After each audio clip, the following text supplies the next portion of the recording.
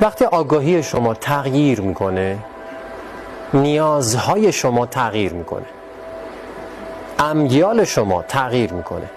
چیزایی که براتون جالب بودن ممکنه دیگه جالب نباشن. معاشرتایی که شما خیلی حس خوبی تو معاشرت ها داشتین ممکنه دیگه حوصله سربر بشه برای شما.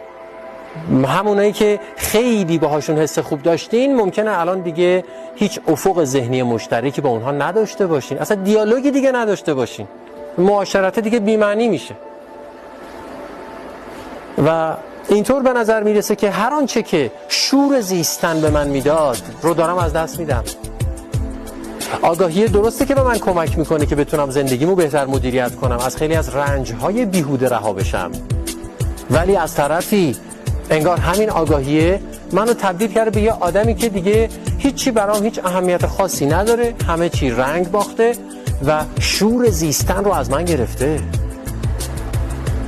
تا یه مقطعی اینجوریه، از یه جایی به بعد موضوعات جدیدی خودنمایی میکنن، آشکار میشن که شور زیستن به شما میدن، ولی از سنخ امیال قبلی نیستن. مثلا درک زیبایی شکوفا میشه در درون. درک زیبایی منظورم زیبایی چهره نیست، زیبایی ظاهری منظورم نیست، زیبایی بودن، درک عظمت هستی، درک یه چیزای دیگه‌ای که خیلی ژرف‌تر و لطیف‌تر هستن و حالا دیگه خواسته ها خودمحور نیست. خواسته ها دیگه خودمحور نیست. الان دغدغه من، مشکلات من، مسائل مالی من، مسائل خانوادگی من، مسائل اقتصادی مملکت من، مسائل من مهم نیست.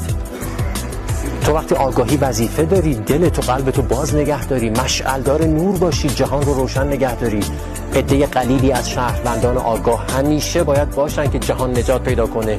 لزومی نداره نه اسلحه بردارید نه برید کاری کنید. تازه وظیفه‌های جدیدی پیدا می‌کنیم، تازه ادراکات جدیدی پیدا می‌کنیم. وقتی آگاه تر هستین نمیتونین اندوهگین باشین.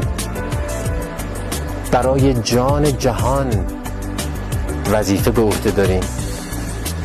اصلا شکل ماجرا عوض میشه، شور عظیم‌تری جاری میشه، درک زیبایی در سطح لطیف‌تری تجربه میشه که اصلا